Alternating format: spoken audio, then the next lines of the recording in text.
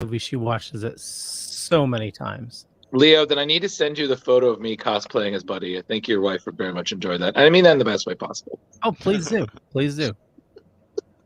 We'll be watching it the week of for sure.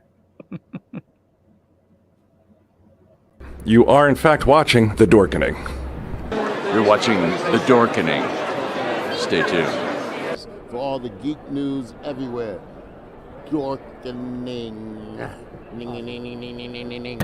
And this is The Dorkening. Trust me, I'm smarter than these guys. Because The Dorkening is the best and most educational entertainment and information source that the Trauma Team knows of. It's the best. The Dorkening.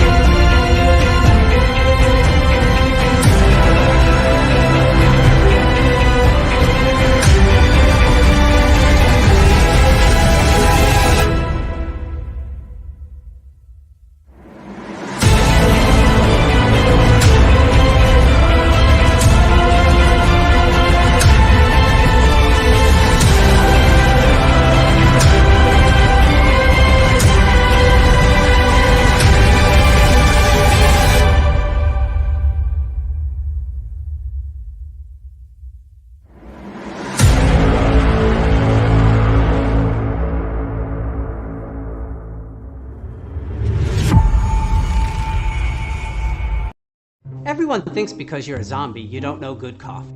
Well, they're wrong. There's only one brew that gets my seal of approval. Deadly Grounds coffee is my guilty pleasure. The aroma is so intoxicating. It brings all of my neighbors out of the woodwork. Deadly Grounds coffee. Coffee to die for, and zombie approved. It's good to get a little deadly. Use the front door! Oh, they're so disgusting. Hey, happy Tuesday, everybody. You're watching Splash Pages, powered by the Dorkening Podcast Network. We have an awesome show scheduled for you today. I just noticed my hair is fucked up. So we're going to be talking about new comics. The new trailer for SpiderVerse dropped. A lot of awesome stuff going on. Plus, we got some cool books of the week for our comic book club. But as always, the Velvet Joker. How's it going, bud?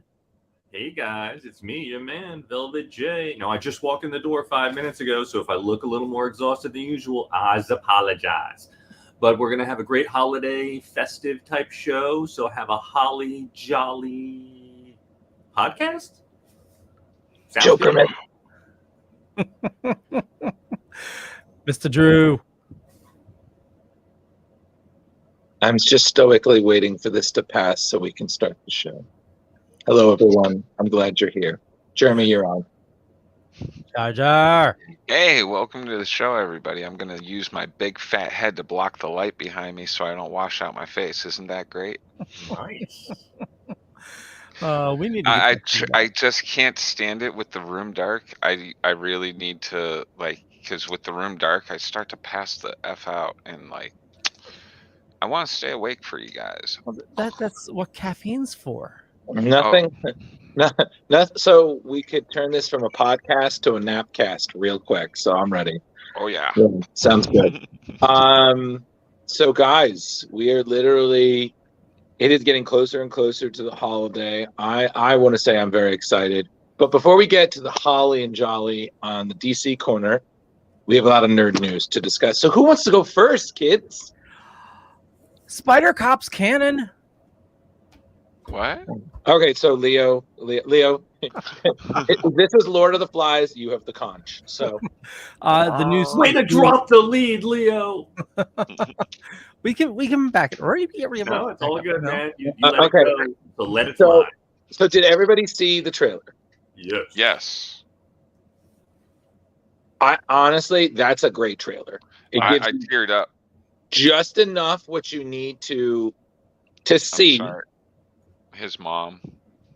Well, you're very sentimental lately, Jeremy. So that's fine. I am. I feel.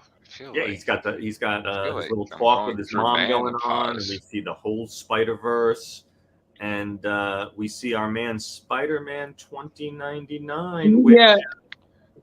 You know, Rich, and I'm sorry to interrupt.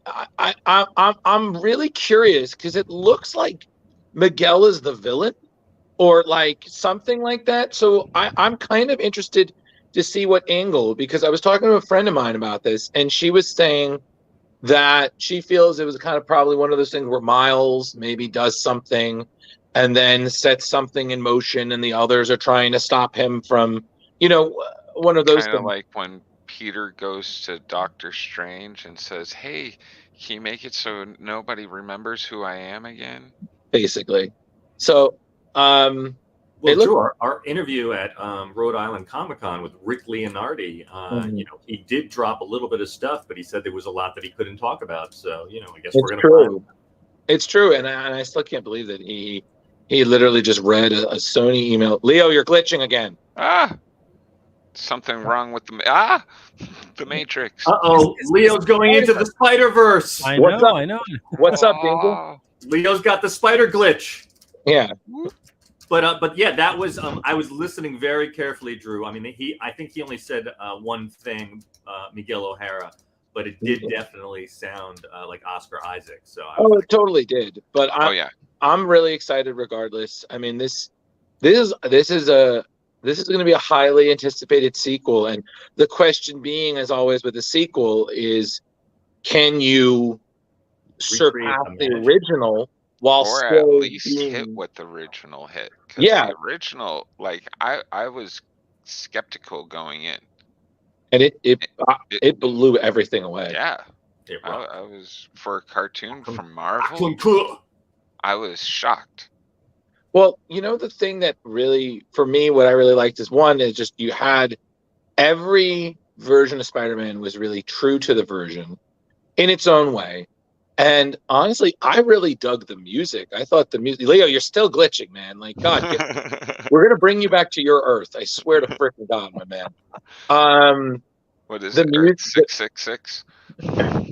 Yeah. Well, why do you think he's so hooked on? I knew it. Leo's Mephisto. I knew it. Ginger. That's what He's it is. trying to pull the Kingpin back in from the first movie.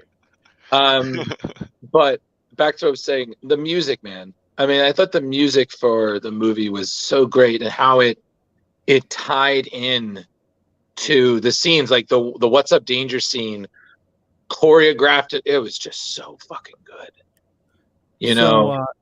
So that's just heads up. The official synopsis actually gives us a little brief look into what's actually happening, why they're fighting. Okay, go for it.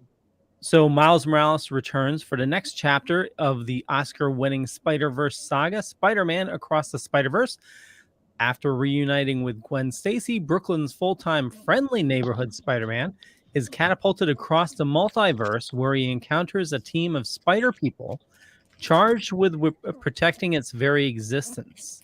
Okay. So it sounds like the spider people are in charge of protecting the multiverse.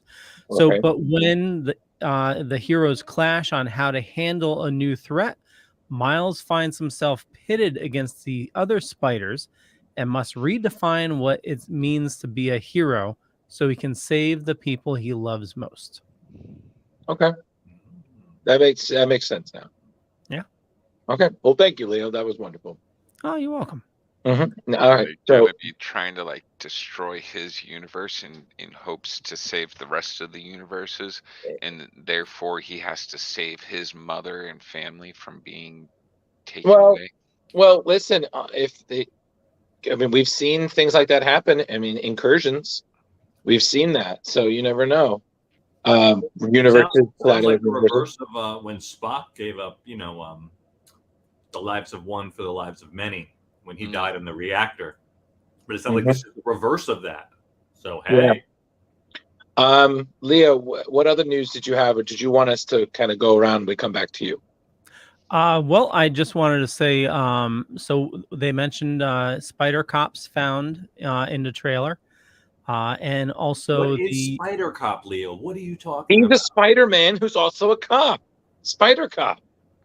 Is that like in like your favorite does multiverse whatever. story or something, Leo? No. I'm pretty sure it's from the game. Okay.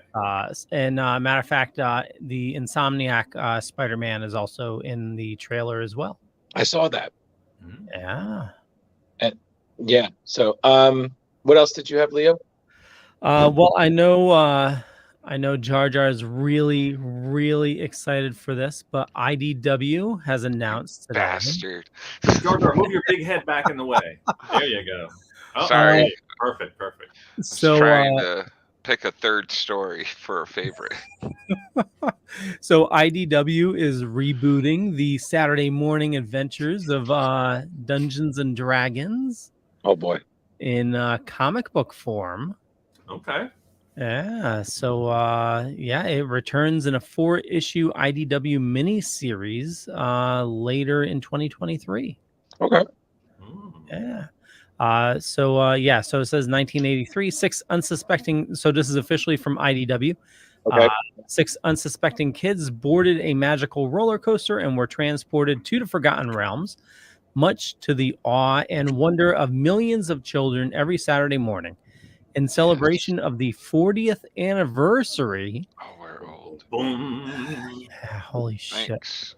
IDW will bring back the heroes of this cartoon classic in March with the new 4-issue comic book miniseries, Dungeons and Dragons Saturday Morning Adventures, a thrilling lost episode charting new territory in a world of D&D by writers David Boer, Sam Maggs from Rick and Morty Ever After, and artist George Cambadais from John Carter of Mars. Sure.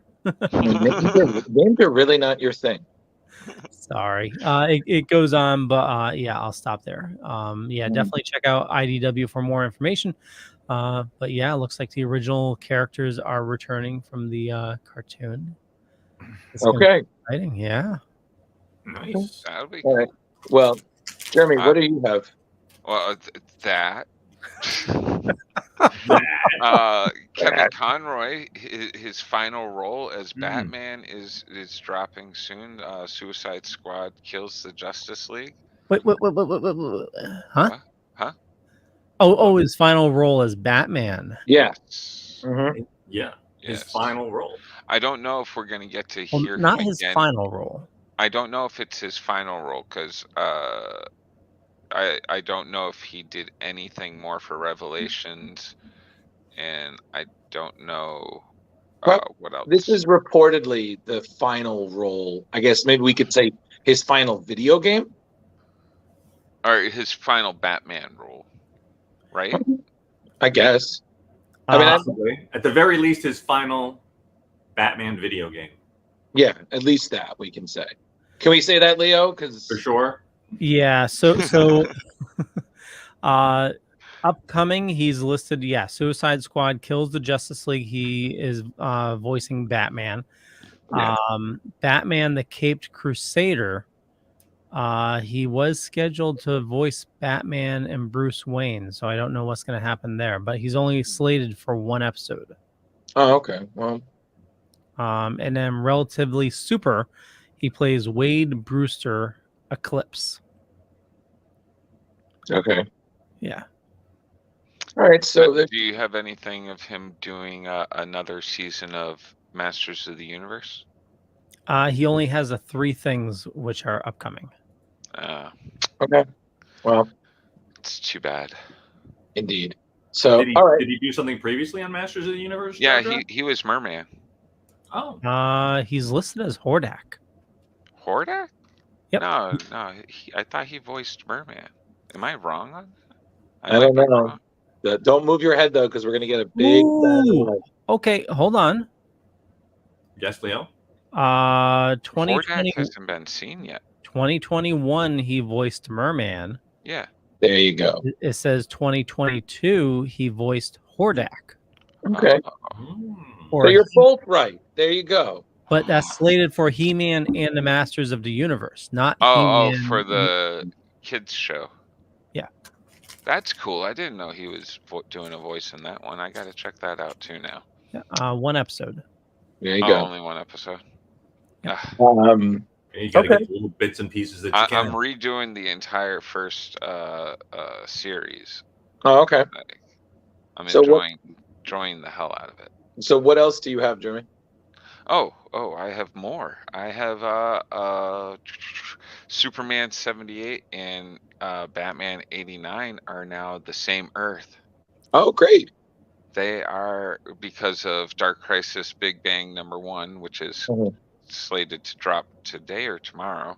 I thought it was Wednesdays, but DC has moved to Tuesdays. oh, so I could pick up my poll today? Wait, I so did not Jeremy, know did that. 78 go to 89 or did 89 go to 78? I think 78 went to 89 because So that would make more spoiler. sense than Superman. Oh, Spoiler, I'm going to show you the actual page. oh, damn you! It's They lose a decade. So they're calling it Earth 789. that's that's clever. Okay. So in the panel is showing 89 Batman with the Joker, which I thought he died. Yeah, I thought he died too. And I'm gonna move away from that because I don't want anybody to see anything else. So in the back of it, it lists from the notes of Barry Allen. So he's charting all the extra Earths. Right. And Earth 789 says Superman and Supergirl are Earth's only powered superheroes. Batman's parents killed by the Joker. Superman 78, Batman 89. Okay. Well, it makes sense. You know, honestly, I always kind of imagined that those two, and Linda Carter's Wonder Woman were all the same Earth. Yeah, I thought Wonder Woman would be there too. You know, and maybe even Flash. What's his name? Flash. Wouldn't Wonder Woman be Earth 66? I guess, but I'm just saying, like, in terms of but she was 70s, wasn't she? I don't know. It does either way. I'm just saying, I always kind of imagine that. So maybe somebody down the line. Well, come on, guys. Is there an Earth 66? There is. Anything can happen. So I was going to get to that. He visits Earth 66 in this issue as well. And Earth 66, Batman and Robin face exceptionally benign villains. Oh, no. What does that mean? Instead of the Riddler, it's the Puzzler? Yeah. Benign are... So the Condiment King? Very much lacking any credibility. Benign is an adjective. Gentle and kindly. Gently and kindly bad guys. That's very confusing. Yeah. And Sergio, you're going to have to check with Kevin. I do not know. He runs his own show. Okay. So both of them, same Earth. That's pretty cool. Yeah, totally. And Supergirl, they're making that canon as well. Okay. there's still a chance. All right. So what else, Jeremy? Boom, boom, boom. Oh, a possible sequel can be in the works for Batman Spawn, according to Todd McFarlane. Yes. The pre-orders did really well from what Yes, he says they've laid plenty of little seeds throughout the Batman Spawn that's dropping today, I guess. Yeah. And honestly, I was reading a little bit about that, and they teased, I believe, what could be a cosmic Talon. And I was like, what? So when does this drop? This today or tomorrow. This week, Rich. And it's just if I remember correctly, it's just a one shot, right? Hold on. I thought you said DC drops on Tuesdays now, Leo. Is it DC? Well, yeah. Then it's probably today then.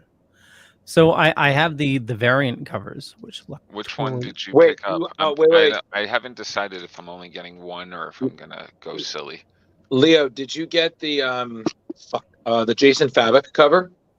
I'm gonna ask for it. It does look it looks phenomenal.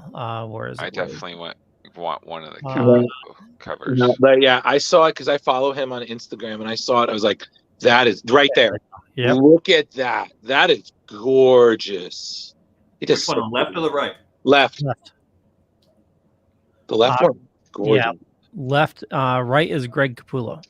Yeah. Listen, Greg. Listen. Very few people really define Spawn like Greg did. So I don't care whatever the cover is. It's still dope. Yeah, he uses dark and light very well, even though there's not as much activity as the one on the left. It's still beautiful. He also does capes really well. Yeah. I think that's why he was so good with Batman and the capes, because he'd been drawing them for Spawn for so long. Nice. Leo, I would, if you can get the Fabok cover, totally do it. That's just gorgeous. Yeah, and then the variant cover by Greg Capullo, Todd McFarlane, and Brian Hamberlin. Is that the one on the left? Correct. Yeah, it is pretty. Oh yeah. Yeah. It's very I think, and it's also very invoking the first book. I like that a lot too. Which Who's one? That Yeah, which one's on the left again? Variant cover by Francisco Mattina. Yeah. Francisco. And is that Raphael? Is that Sean Murphy? Sean Murphy on the right. Wow, that's White Knight, great. right? Yeah. Mm-hmm. He does great work. It's so him and Raphael Albuquerque. Their styles are very similar. I get them confused, but they're still both great. I mean, that's the thing. I'm never really the biggest fan of variants, but just because there's sometimes so many. Batman. But all these are gorgeous. But it's like, wow, it's really nice, but I wouldn't. But the Fabok cover, if I can't get the original, I'd get the Fabok cover. Now I got to definitely check out my comic book store this week, because I definitely got to get that. Okay. Oh, hey, actually, Leo. Yes, sir. I sent you a list of back issues that I needed for Batman that are from this present series, the third volume. Does your you go to Sarge's still, right? Correct. Do they have any back issues of this? Because I'm missing like 10 issues now. Hey, Jeremy, I think Drew meant any more news, not any Oh. How did you want to check in with Leo on your comic situation? Oh, sorry. Carrie says, "Hey folks, oh wow, those Spawn Batman covers are just dead sexy. Totally No, agree, I've got Carrie. no more news. Hell yeah, Carl. Dead XEXXXX. Why? So, Drew, I think that's it for Jeremy. What you got on the plate, my friend? Wait, one more second. Is that? That's a J. Scott Campbell cover. Yeah, J. Scott Campbell, and on the left is Todd McFarlane and FCO. Oh yeah, no, that's totally Todd style. Yeah. Oh yeah, that's fine. All right, cool. Jim Lee. Wow. Oh yeah, that one on the left is nice. Well, look at that. That's gorgeous. That's classic Jim Lee right there. Yeah, just. But okay, is it? I guess it's my turn. We also. Well, speaking of Spawn, Capullo, I did read something in an interview, or at least it was hinted in an article with CBR, that Greg Capullo might be doing a brief stint at Marvel. He might be working on a Marvel project, which I believe he hinted on social media, and it's very strongly hinted that that project may involve writer Donny Cates. Donny Cates, as everybody would know, the rising star of Marvel, Thor, Venom, the King in Black series. I think he was doing Thor, and then I think he's doing Hulk. Or God, it's so hard to keep track. He's definitely just up there right now, and Capullo said that he's definitely wanted to go over to Marvel for a while now, and that Cates has definitely expressed real interest in wanting to work with him. Which, I mean, his storytelling and Capullo's art, I mean, that could be something really good. So time will tell if that's just, hot goss for the nerds to sip on, or it could be really something coming up. I'd like to see. Just real quick, Carrie was asking for a link. Carrie, I put a link in the chat for the Batman Spawn. That's in, as Jar Jar mentioned, it's coming straight from DC. So you can grab it from your local comic shop, or you can get it secondhand on, well, not secondhand, but I try to get them from like eBay if my LCS doesn't have them. Did they mention what they might be working on? They didn't really say, so time I'd love to see a Ghost Rider by Capullo. Whoa, that would be dope. A Ghost Rider by Capullo, that would be cool. That or friggin' whip chain just. You know what? Jeremy, I'm gonna take that and I will raise you Cates and Capullo doing a Midnight Suns storyline. Oh God. Bring I'm talking Blade and everybody. I'm talking Blade. I'm talking Man-Thing. I'm talking Werewolf by Night, Morbius. I mean, come on, that would be fucking Son of Satan.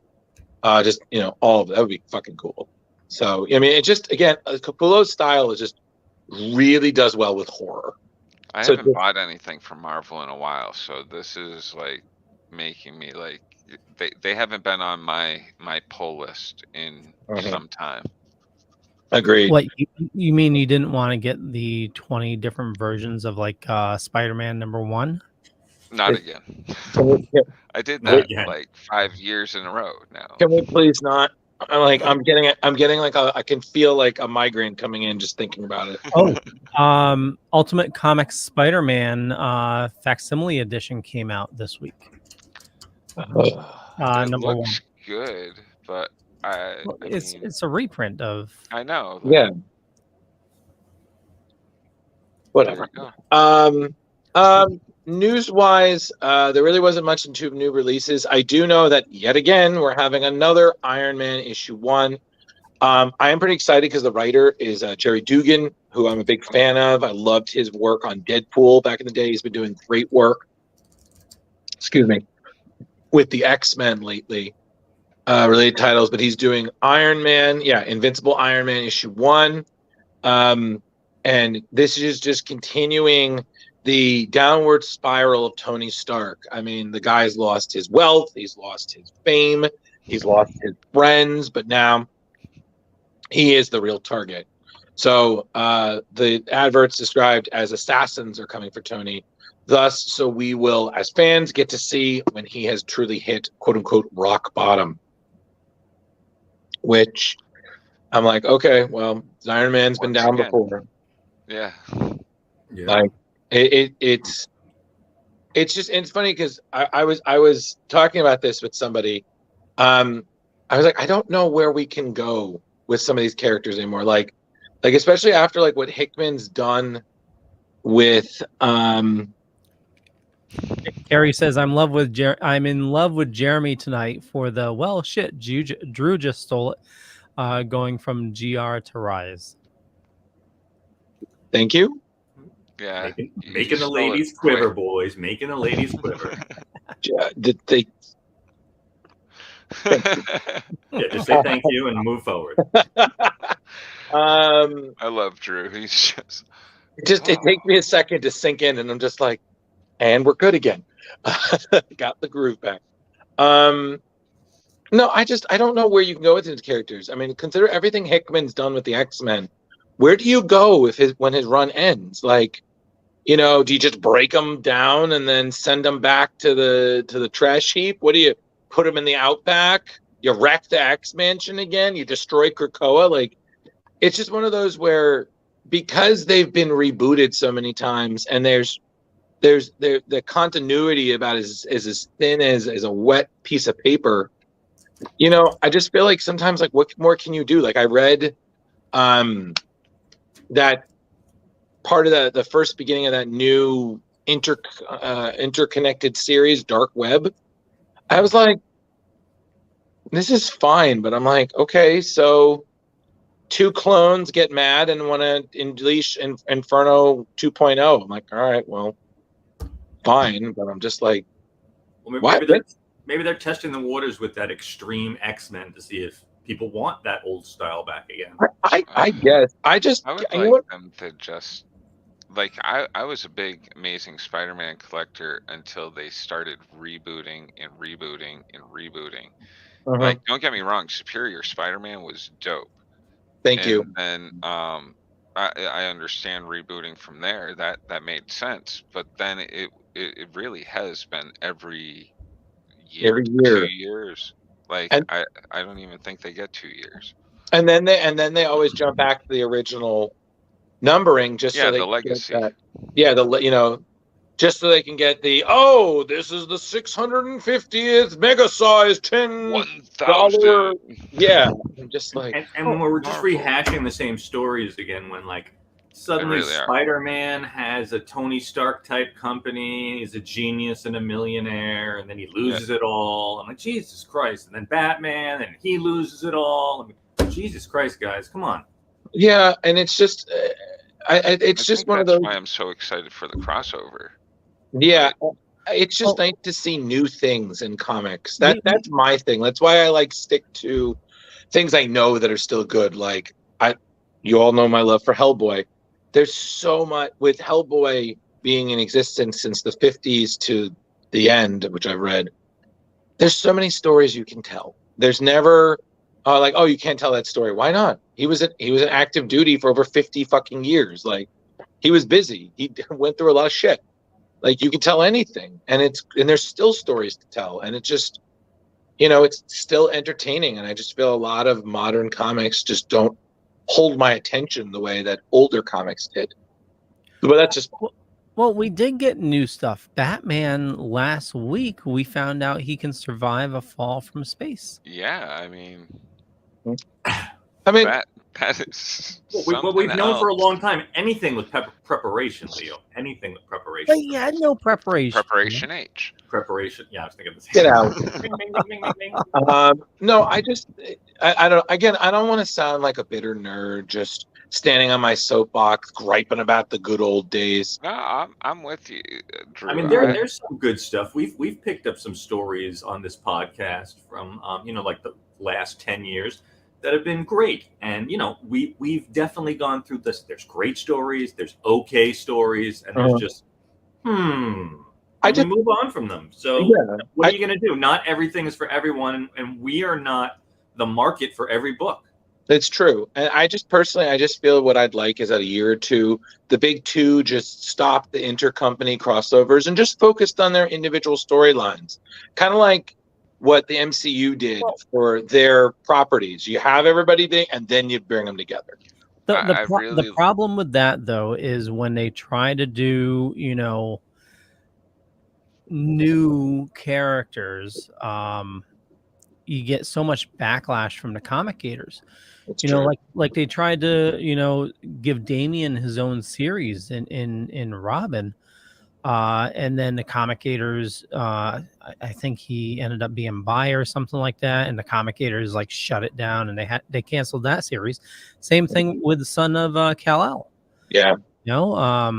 But there's not only is there that, Leo, but there's that's a fair amount, actually especially going on. with like Superman and Batman. There's just so many titles that people are. It's just too much, and it's Son of if Kal-El there actually is an excuse to shut it down, and there's a slight, spike or unspike, if you will, in sales, then they're quick to cancel and not give the writers a chance to work that out. Work that out, or at least end the story. Yeah. Jar Jar, what were you saying? Oh, Son of Kal-El is actually being continued into Adventures of Superman. They were figuring the name just needed something more than to be represented as the son of Superman.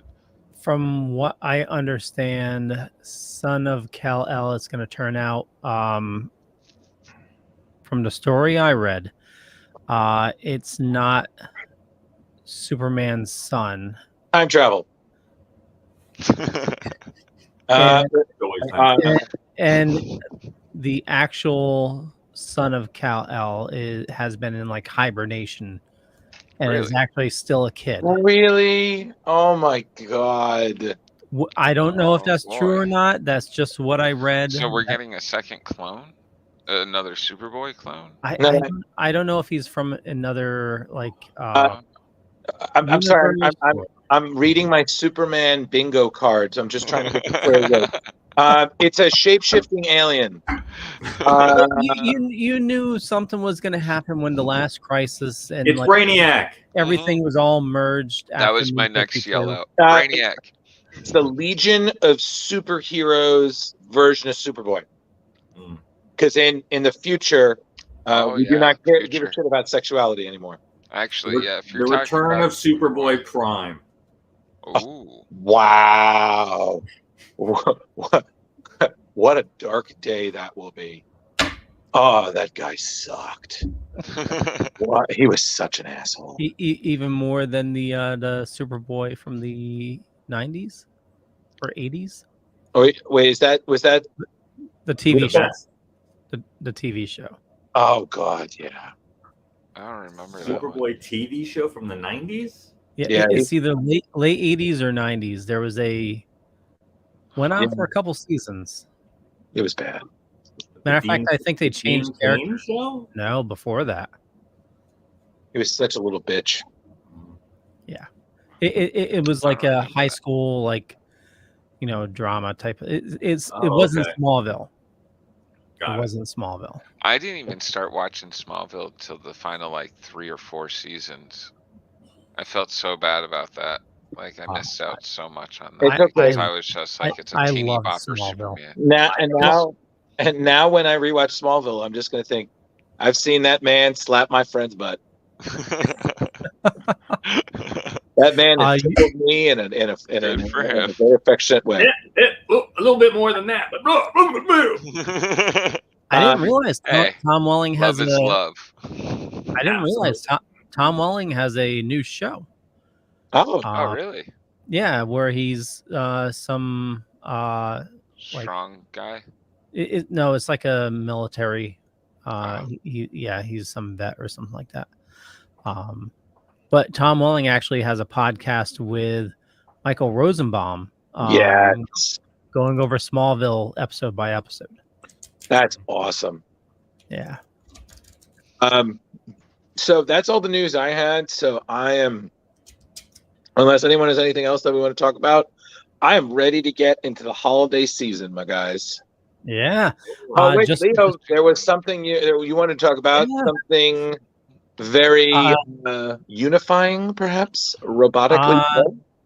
That is cool. I saw that earlier while looking for news. Voltron.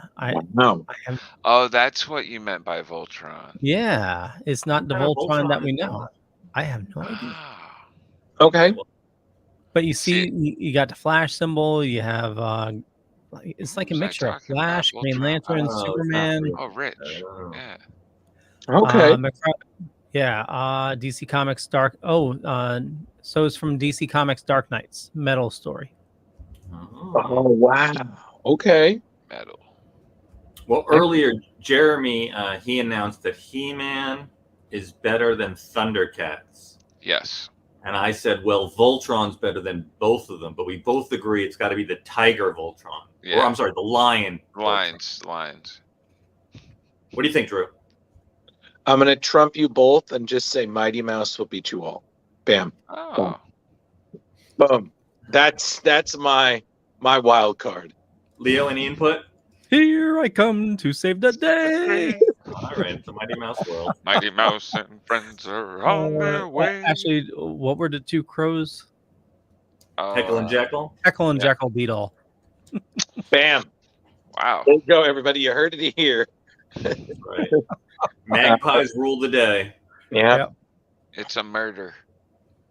Anyway, jingle bells, DC all the way. So I know we've been trying to gravitate towards not just gravitating away from, but I know we haven't been focusing a lot on the big two. But I found these issues to be so cute and just wonderfully short enough to be entertaining. And honestly, when I recommended this to you guys, I was so sad about how short the demon issue was. But honestly, I thought that these were great. I felt like there were favorites for everybody, and I had discovered this when I was working. Still working with Screen Rant. I was looking for article ideas, and somebody had done one a story, and I was like, "Oh, what's this from?" And I read one or two of these, and I was like, "Wow, these are great."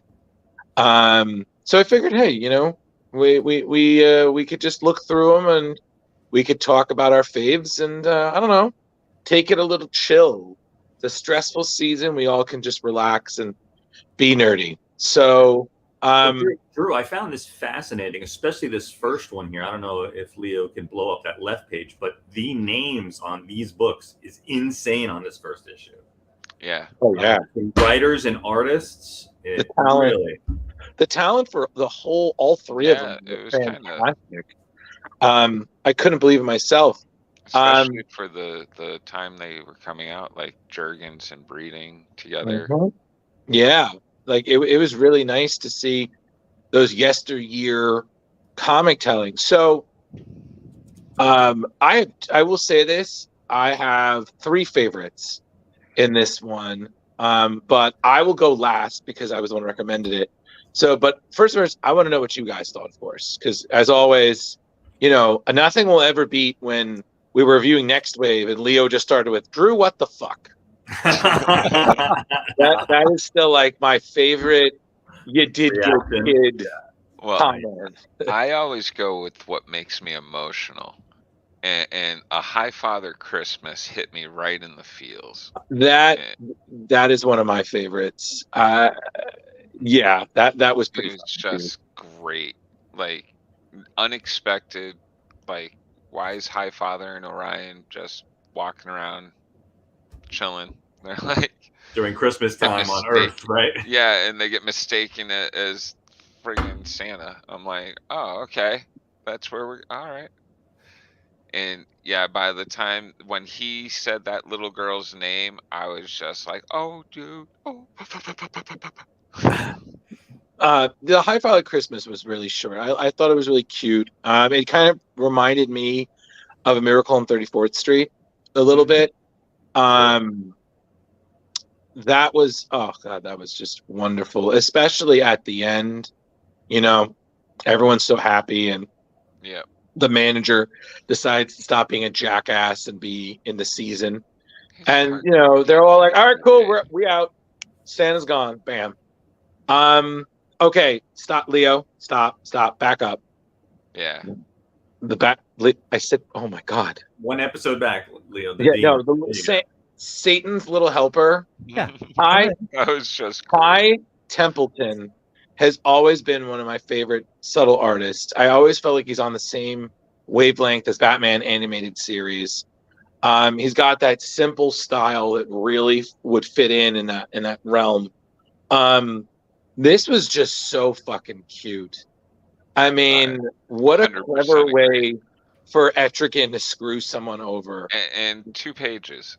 Yeah, exactly. You're just done. I'm done. Like, And then I'm not gonna lie, the last story in this, I thought Rich would really appreciate the Kyle Rayner story. Mm-hmm. Well, it is a great story, despite the fact that I was raised as a Jew. I don't really celebrate any religion right now, but we still do have Hanukkah and Christmas in the house because it's the holiday season, and just like participating in that kind of fun. But not only is it a Hanukkah story written by DC, which I feel is pretty rare for the most part, it's really a decent story, and they write Kyle really well, very gallant, very educated about other religions, and you had to kick some white nationalist ass, and that's what you got to do these days. That's always fun to watch. I mean, I think the thing being is, for me, was really interesting is when I first read this, I really didn't know much out of Kyle besides the occasional thing. Now I've read his entire Green Lantern run, and I definitely felt that the writers were very, they definitely kept within his character, and it was, it's the worst outfit for a Green Lantern. It's super respectful, and at one point he meets a woman, or he's sort of being set up, and he thinks she's pretty cute, and then he finds out not only are they going to temple together, but she's the rabbi. He's totally unaffected, and that really just showed strength of character and strength of the writer that wrote this particular story. Yeah, they did a great job. Oh yeah, totally. And then on top of it, the lantern working despite having literally no charge. Exactly. And Kyle, who he's a Green Lantern, he's seen shit that most people haven't. He can't explain it, so you have that a moment of faith, the Hanukkah miracle. Exactly. So it was just. It was really great. And then I got to say the Batman story at the end with Alfred was cute. That was. But a little sad but cute. Also, I just have to say one more thing. The Flash story was really cute. He spends all that time trying to find the perfect present for his wife under like 10 minutes, and then he realized all she wanted was for him to listen more. Exactly. I was like, yeah, that sounds like Wally West in the 90s. But I got to say, guys, I thought that Batman, that Alfred story, I thought that was really sad for Alfred. Yeah. I mean, they all gave him something, but it's like, yeah, I take care of everybody, and I just get presents and fucked over, and I'm by myself. At least that's the way I read it. I guess. I mean, I can kind of see your point, Rich. But Leo, which ones were your favorites in this one? I just want to read the card real quick. Alfred, Dad, and I are off to the Caribbean for the holidays. I'll send you a postcard and some coconuts. Take care and Merry Christmas. Love, Tim. Yep. Early Tim Drake. Yep. My favorite, I mean, definitely the Flash one, anybody in a relationship, this definitely hits. But I have to say my favorite one is the first one, the Superman one. Oh, you really did? Yeah, I really, this one gave me a little PTSD from the holiday seasons, working retail, the Father Orion one. But yeah, the Superman one where, even Superman needs, had somebody to relate to. Yeah, well, somebody to spend time with for the holidays, Yeah, and they're just holding the bomb together at the end. Yeah, nice. So honestly, it was a like. I really wish they did more of these, or like something like this, because it was simple, very still true to the character, and like Rich and Jeremy both said, I mean, just the gathering of such wonderful talent. It was just a who's who of really popular, prominent artists at the time. So that's the first one, everybody. Now let's go to the second book. Well, real quick, let's not go ahead yet. Number one, let's not take away from that Catwoman story, which was a good one for the feels too. Oh yeah. And I also wanted to mention in the Orion and Highfather story, Drew, you may have to educate me a bit, because I always known Walt Simonson as only only being an artist. I wasn't aware that he wrote stories as well. Am I being foolish, or is that more rare? No. Walt Walt has spent a lot of time as an artist, but he definitely did spend some time as a writer. So, a lot of the times, like he said, he's just been the art. But no, he's been a writer sometimes as well. It's just I think it was fewer and far between. Mm-hmm. Okay, it's a more rare thing. All right, awesome. Because I mean, it was a great story, and anything with Walt makes my heart sing. So Yeah, he has a really good understanding of humanity. And the art was Sal Buscema. Yeah, So. I know. Sal. There's a reason Sal was one of the greats. His ability to draw faces and emotion, and just portray energy. It's just so good. Like, there's a reason he was a prominent and still well-remembered Spider-Man. Is pretty prominent. Yeah, in comics. Even his niece is doing comics now. Mm-hmm. And then the Catwoman story was still pretty good as well. It's always nice to see her purple suit era. I always had a soft spot for that. I didn't mind. Hated it. Shut up, Jeremy. Didn't mind when Darwin Cook and Ed Brubaker redesigned her back in the early 2000s. But I mean, still, it's always nice to see. She fakes a woman's death to get her away from the mob. And don't forget, she gives away her score, so pay off the debts. I was like, aw.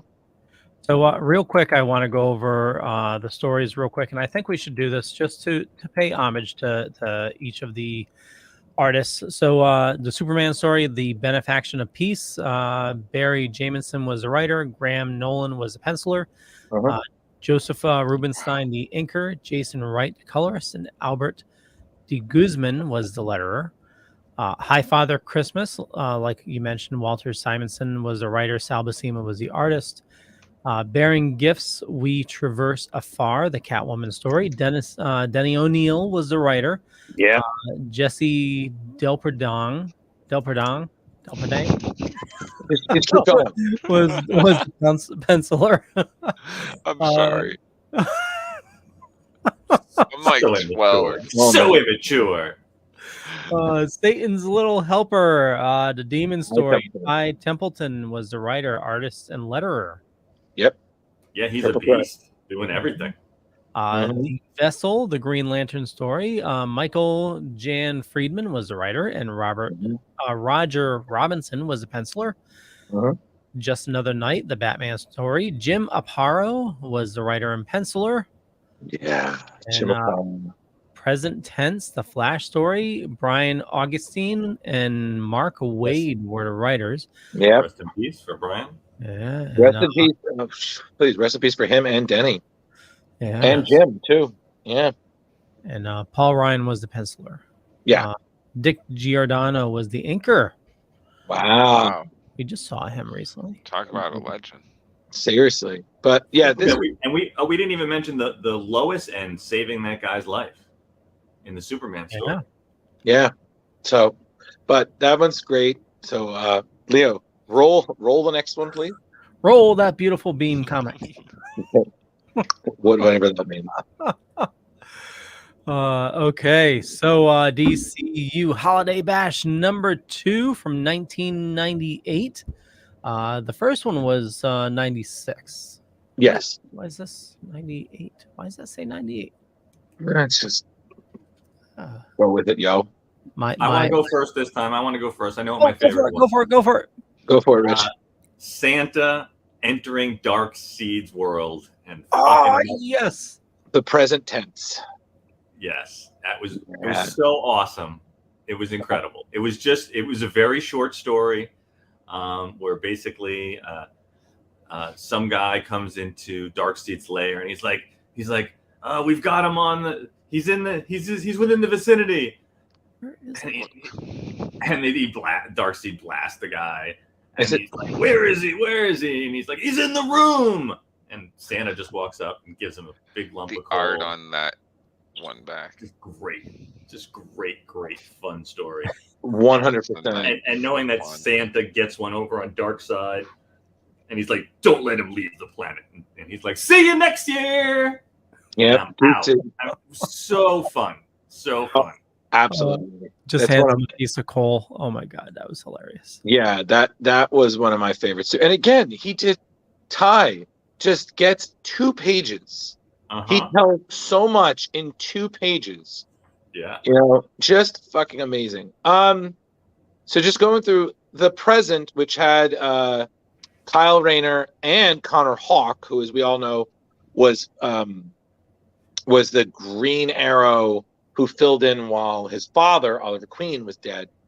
I thought it was an okay story. I enjoy their bromance.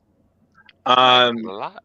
Especially I like how, you know, Connor is trying to talk about the meaning of the holiday, and Kyle just like, nope, fuck that, trying to find presents for everybody. I have to say, the costume choice for Green Lantern in those days, like, I'm so glad that got updated. And then No. the second story, which was the House of Peace, which is funny enough another Hanukkah related story. I enjoyed that while Batman is very much the quote unquote hero, the real hero is the little boy who brought the oil so they could light the candle for Hanukkah. I was like, just again, good storytelling there. You know, Rabbi Schwartz. That look on Darkseid right there. It's just like, ugh. Yeah. And with Ty, I will say this with Ty's work, he definitely channels some Kirby-ness. You know, he definitely leans hard on the Kirby side. Look at that. Yeah. And then we had 'Twas the Night Before Kwanzaa. And this is Tony Isabella coming back to write the character he helped co-create, Black Lightning. That was a great story, you know. The art is beautiful, but I never got that thing where it's like in front of his face, like part of his outfit. I'm like, what is going on there? Another weird era choice. Yeah, and then you have The Gift, which is another Superman story. So I know Leo loved this. Fantastic. That one was mine. That one was yours? Oh yeah. I totally forgot about that version of Lex till I saw this again. Yeah, the redhead. Yeah. The My one favorite of the 90s where he had like a huge, beautiful locks of mullet. Like, my God, I And don't forget, he kept this one's Leo. Stop. This one's one of my favorites. But yeah, back in the day when Lex Luthor Kid had a red mullet and he kept transferring his consciousness into a cloned body, you know, and just playing it off as his son. This one here was one of my favorites because the ending is spectacular. Because the entire time you're watching this, you're like, why do we care about this bespectacled uniform officer at a JSA holiday bash? You know? And it's like the whole time, like, you're like, oh, I feel like I know this guy. There is one thing, though, that I did point out. It's actually Black Canary being in the story is a continuity error. She didn't join until after the war. So it's a small continuity error. But we won't say anything because she's just so pretty to look at. But the whole thing is so subtle. I love that the Atom got the drap got on the Atom. And you know, everybody works, but the real hero is our hero. And when we find out who it is, oh God, that was great. You know, we're not going to spoil it for everybody, but just he's a big Batman ally. That's all we're going to say. You know, definitely somebody who enjoys a good smoke now and then. Moving on. This was unexpected. The Sergeant Rock Christmas, or a Christmas Carol. It's always weird seeing Sergeant Rock in the Easy Company because they're they're a prominent part of DC, but I feel like because they were a war comic, I feel like they're a footnote in DC history. So it's always nice to see them come back for a minute.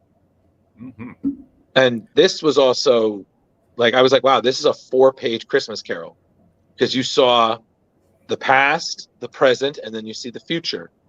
Yep. And I was just like, wow. Again, great storytelling. I'd have to say this one was my favorite. Definitely. You definitely get hit in the feels with no words whatsoever. Just it's all imagery telling the story. Yeah, and that's just, to me, I wish we had a few more stories that did that, because I feel like that's a real testament to show how important art is to the story. And I've always been of the collaborators. Everybody plays a part. You know what I mean? And then not only that, allowing everybody to decipher it, based off of their own, history and whatnot, just like, everybody can take it differently. And then the last story, the old lane in this book, that was just some cute Dick Grayson, Barbara Gordon, holiday sweetness, like Sure. When they were on the roof was super cute. It really was. And then the jokes, I was like, oh man, and it makes me miss when Barbara was awful. These those last 2 pages that Leo had up right there could have summed up the whole story. Yeah. I love the next pages. I'm sorry. I was the kid back in the day that cut these out. No. Oh, yeah. Electric Superman. I hated that iteration of Superman, though, I have to say. The red and the blue. Yeah. He was not a big fan of that. So dumb. So I will definitely say, for me, my favorites in this one were present tense. I left my heart at the Justice Society canteen, and I'm going to say the Christmas Carol, pretty great. I do feel personally that all of us will agree that present tense was our unanimous favorite in this story. That's what I'm getting at. So those 3 were my 3 favorites. What about you guys? So just real quick, just to give the credit where credit's due. Yep. So the present, the Green Lantern, Green Arrow story was Devin Grayson was the writer, Will Rosado was the penciler, Sal Buscema was the inker, Christmas Carol, Sergeant Rock story, Chuck Dixon was the writer, and Russ Heath was the artist and colorist. Wow. The old Lane, Nightwing and Oracle. Brian Stelfreeze was the co-plotter and penciler. Devin Grayson also co-plotter and dialogue. And Carl Story was the inker. The House of Peace, the Batman story. Chuck Dixon was the writer. And Dave Taylor was the penciler. You got 2 out of this. Yeah. Present tense. Oh my God. Ty Templeton was the writer and artist, colorist, and letter. Ornaments page was Rick Burchett. Yes. 'Twas the Night Before Kwanzaa, Black Lightning story was Tony Isabella was the writer. Eddie Newell was the artist. The Gift, the Superman story, Dan Jurgens was the writer and penciler. And I Left My Heart at the Justice Society canteen. The JSA story, Howard Shaken was the writer, and Rick Burchett was the artist. Yep. All great there. All great. All right. I still, present tense really in my mind stole the show with this one. That's just So now the last one. So Holiday Bash number 3 from 99. Which was a little different than in the others, I felt, which I didn't mind, but definitely a little different. I don't think there were any Ty Templeton stories this time. So I was like, oh man, come on, 3 for 3. So yeah, so that was probably my favorite story. The cover right there. The guy, was it Slash or something like that? The character that was in jail, and he just wanted his family didn't show up for visiting days right before Christmas. Are you talking about Shrapnel? Shrapnel, thank you, Shrapnel. You're welcome. Get home to his wife and kids, and all he wanted to do was talk to his wife and see the kids. Didn't even wake the kids up. And when the cops came knocking, he's like, no problem, I'm good. I did what I had to do. I'm ready to go back to jail. I thought, well, I mean, I definitely have my favorites, but each story, of course, there's something I enjoyed. Like the first one, World's Finest Christmas, I thought it was cute. Superman as a kid having a hero, you know. But that was pretty cute. Well, so this one was my favorite, just not because of like the overall story with the toy and everything, but just at the end, you know, where you have Batman showing, you know, not really showing emotion, but still, you know, showing emotion, and Superman staying to rebuild the house. You know, Yeah, yeah. Personally, Leo, you just love everything Superman. it really does. Just, well, Superman and Batman, you know, it's Yeah. you got best of both worlds. Really? Yeah, that was cute. And then you had, after that one, you had the very short, still traumatizing, and I kind of thought Rich would enjoy that one. The Joker's 12 Days of Christmas. It was fun, but it wasn't as fun as I would have liked. But the thing that I really dug about it is that Joe Stanton was involved in that one. Oh yeah, love Joe. Which reminds me, we got to reach out to him before he is no longer around. Let's not think that about that. So yeah, one of those legends. I thought Heathen Ways was okay. I have admittedly have never been the greatest Wonder Woman fan, but I thought it was interesting. You know, I thought it leaned a little heavy on the context of Wonder Woman at that time, but if you know her and Artemis fighting as some sort of Amazonian holiday tradition, I was like, all right, cool. You know, let's just give the fans what they want. They want two beautiful women with swords duking at them. Like, all right, Merry Christmas, everyone. I didn't like what anyway. I'm sorry. Go ahead, Leo. I apologize. Oh, I didn't need that car anyway.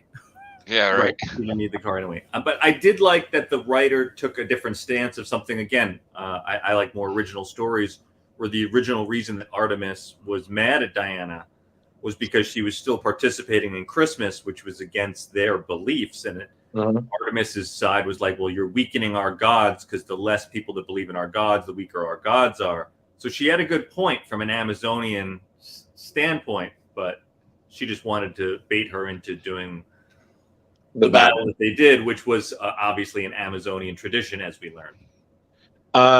And then after that, the Alone for the Holidays story with Robin, that was cute.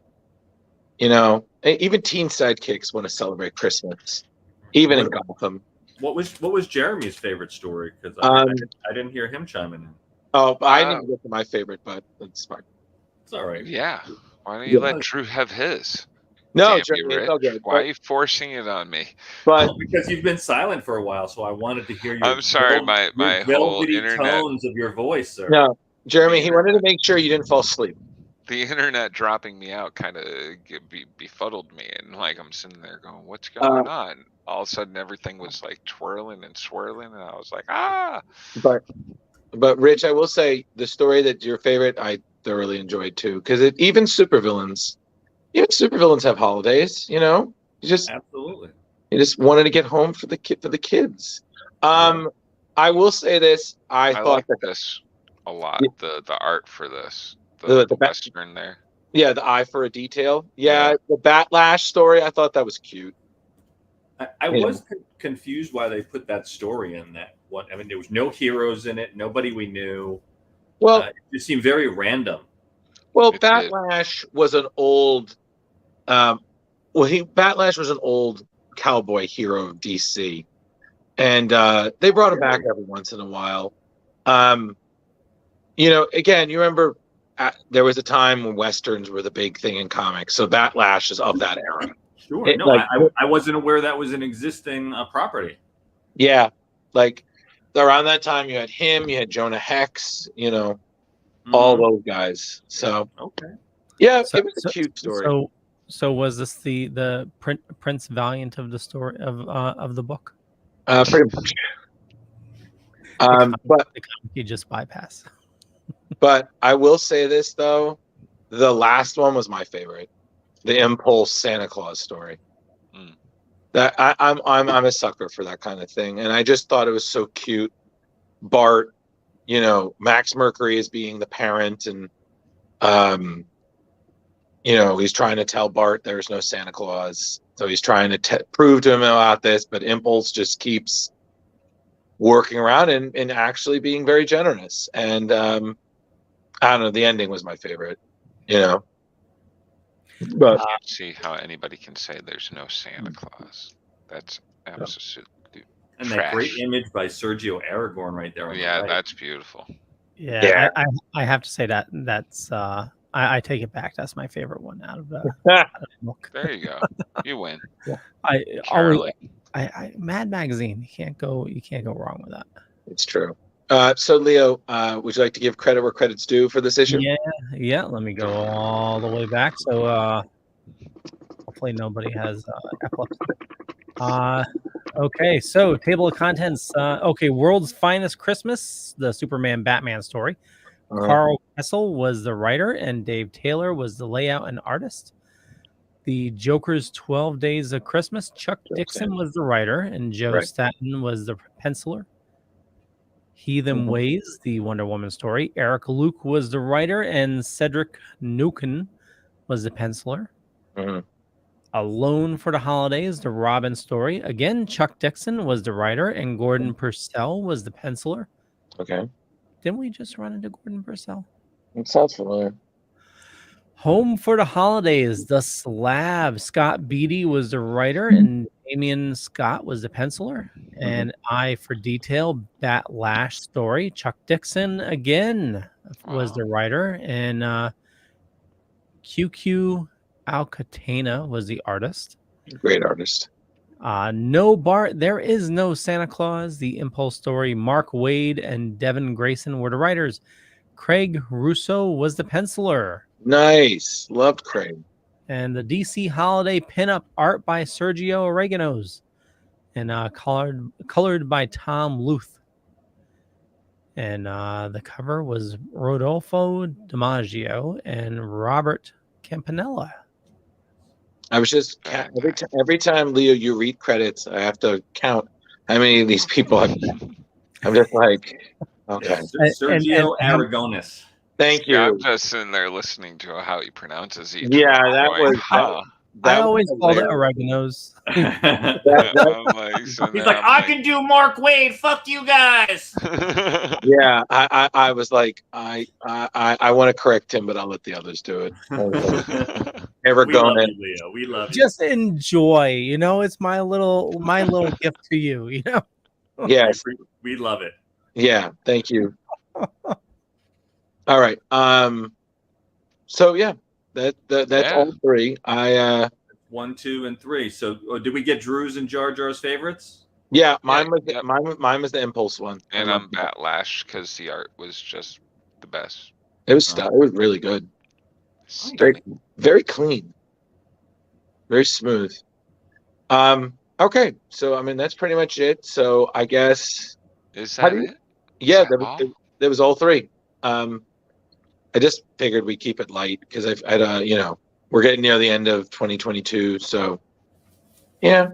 Yeah, it was a fun read, a great thing to get you in the mood for a holiday, no matter what your holiday is, whether it's Christmas, Kwanzaa, or Hanukkah.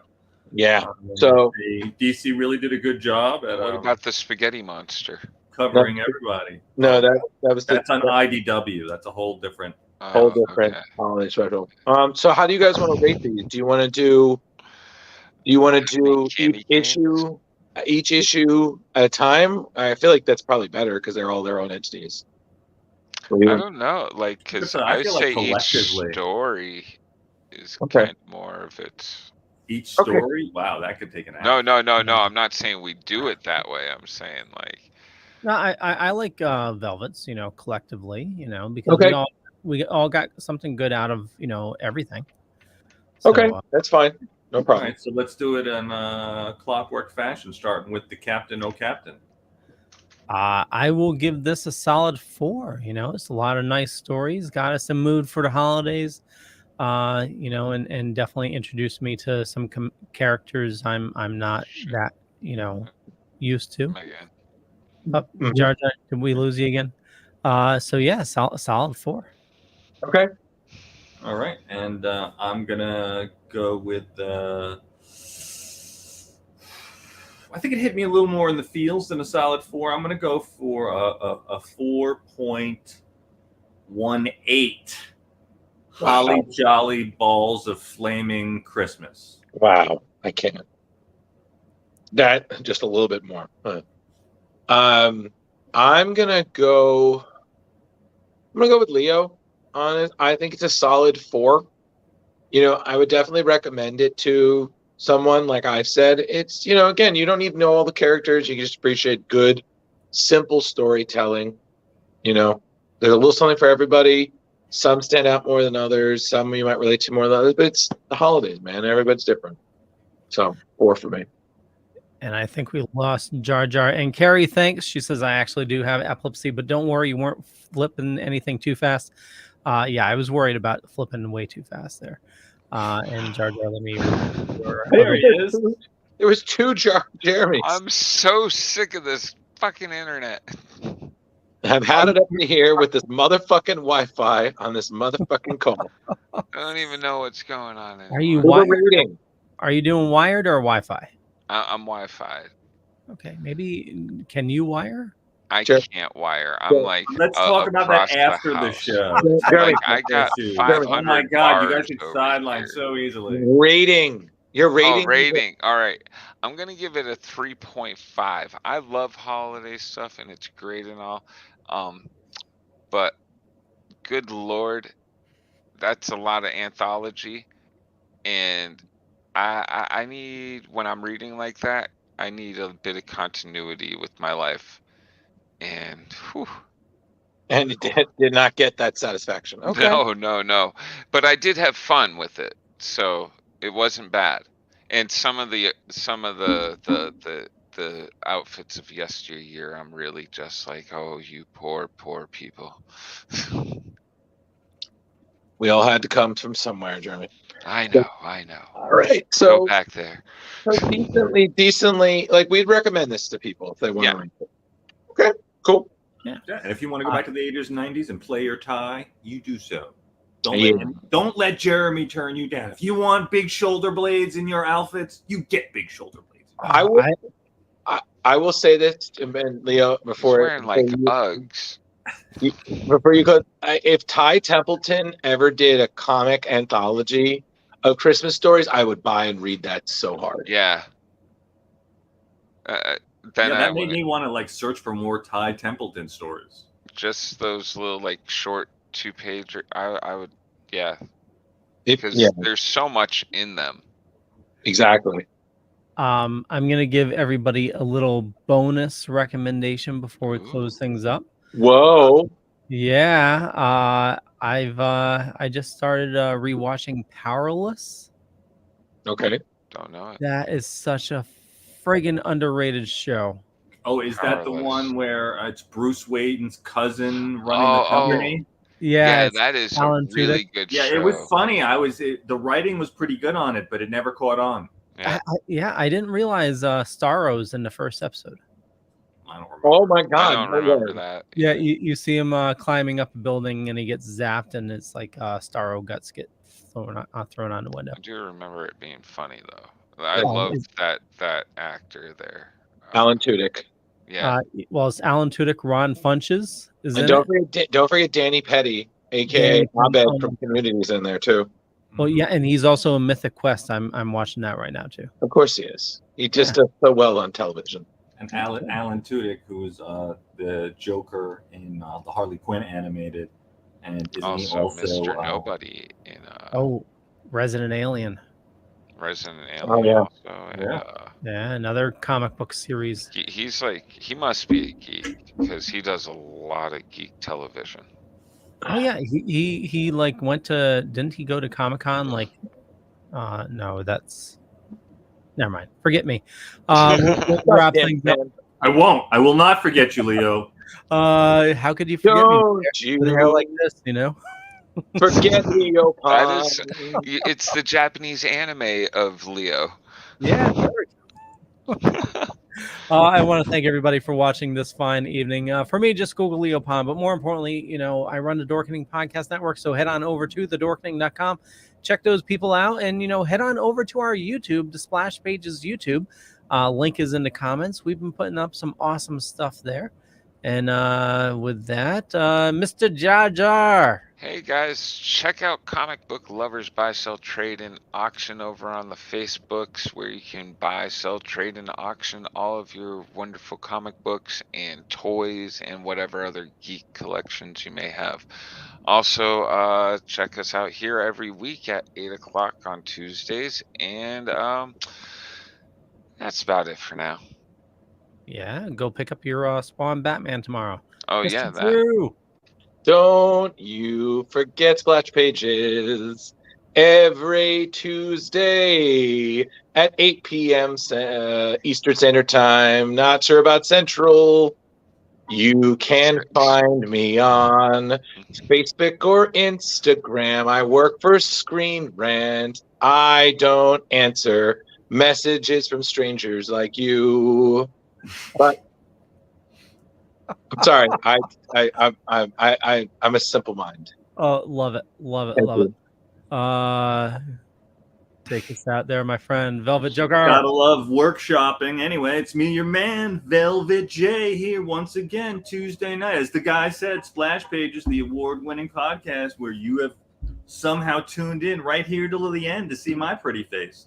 And anyway, so yeah, as Leo said, you should definitely check out the Splash Pages YouTube. Hit like and subscribe, motherfucker, subscribe.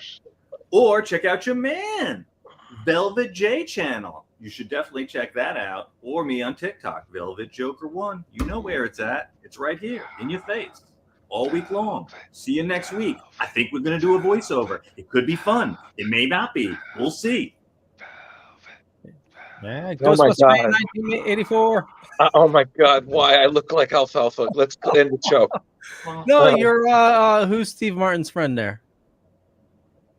Martin Short. Martin Short, yeah. Didn't he do? Sure, yeah, he's like, Oh, what's his name there? yeah, Who's that the character from Flick? SNL. Is it Flick or Flick? No, that's Jiminy Glick. That's a different character. Jiminy? Okay. No, everybody. Same actor, different character. He played the triangle. Yeah, he did a cartoon with that Yeah. too. He had- Ed Grimley. Ed No, Grimley, everybody. That's it. This is who I'm reminded of. You're the Heat Miser. Dun, dun, dun. You're Mr. Hot. I'm Mr. Heat Miser. He's Mr. Snow. Da da da da. Let's end the show right now before all my dignity has to go out the door. Ghostbuster Man 19.